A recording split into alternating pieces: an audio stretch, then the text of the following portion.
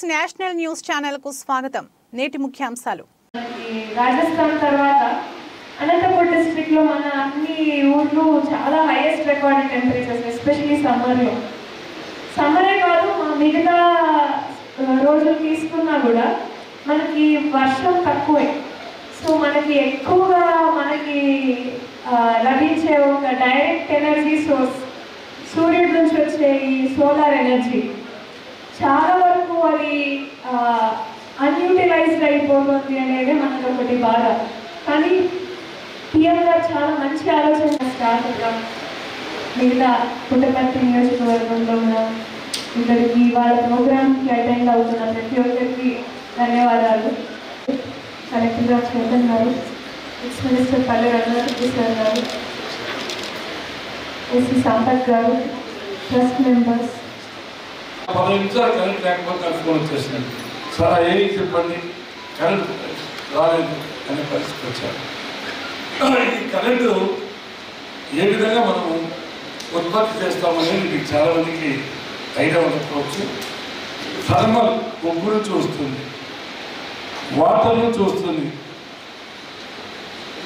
Hydro విద్యుత్ అంటాం, గాలి నుంచి వస్తుంది పవర్ విద్యుత్, సూర్యరశ్మి నుంచి వస్తుంది ఇది సౌర విద్యుత్ అంటాం.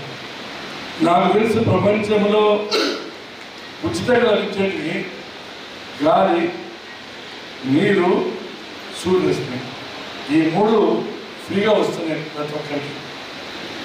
కాబట్టి కష్టం లేకోకుండా ఐడియలు కానీ థర్మల్ కానీ దాని వాతావరణ కాలుష్యం వస్తాయి. అయితే థర్మల్ అయితే మనకు ముఖ్యంగా ఏ మాత్రం కాలుష్యం లేకుండా స్వచ్ఛంగా వచ్చే కరెంటు అందరికీ ఉపయోగపడేది అధికారంలో సోలార్. ఈ సోలార్ ప్లాంట్స్ కూడా చాలా మన అనంతపురం జిల్లాలో వస్తున్నాయి. చాలా డెవలప్మెంట్ అవుతుంది సోలార్ ప్లాంట్స్ కూడా. నలుగురు 3 అడిగారు సోలార్ పెడతాం సార్, 1 ఎకరాలు కావాలని. కలెక్టర్ గారు కూడా చాలామంది అడిగారు. కాబట్టి సోలార్ యొక్క ఉపయోగం ఏంటంటే నా ఎగ్జాంపుల్స్ నాకుండే కళాశాలకంతా దాదాపు 30 నుంచి 40 లక్షల విద్యుత్ ఛార్జీలు వస్తాయి. నేనే పెద్ద సోర్స్ విద్యుత్ డిపార్ట్మెంట్. 35 to 40 lakhs ఎవరి మంత్ విద్యుత్ నేను చెప్తున్నా. ఒకసారి సంపత్ వచ్చాడు, ఒకసారి ఇంత విద్యుత్ బిల్లు వస్తుంది, సోలార్ పెట్టేస్తాం అన్ని చోట్ల అంటే ఇప్పుడు దాదాపు 18,000 లక్షలకు వచ్చింది. అది కూడా తగ్గించే ప్రయత్నం చేస్తున్నాను. మొన్న ఒక ఇల్లు కట్టాను, నేను ఊరికే క్యాన్సర్ అడిగా ఎంత వస్తుంది కరెంటు బిల్లు అడిగా. 1,25,000 పర్ మంత్ వస్తాను కరెంటు బిల్లు ఒక ఇంటికి. నేను చిన్నగా ఉన్నప్పుడు కరెంట్ ఉండేది కాదు. దీపావళికి చదువుకున్నాను, దీపావళి కిరోసిన్ లాంతరికి చదువుకున్నాను.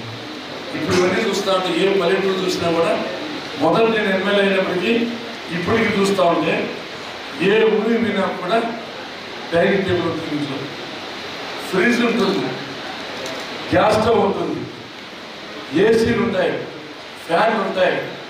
అంటే చాలా నాగరికత పెరిగిపోయింది. విద్యుత్ యొక్క అవసరం మరింతగా పెరిగిపోయింది. రైతులకు కానీ పారిశ్రామిక 1 కిలోవాట్కి ఎంత సబ్సిడీ వచ్చింది, 2 కిలోవాట్కి ఎంత సబ్సిడీ వచ్చింది, 3 కిలోవాట్కి ఎంత సబ్సిడీ వచ్చింది.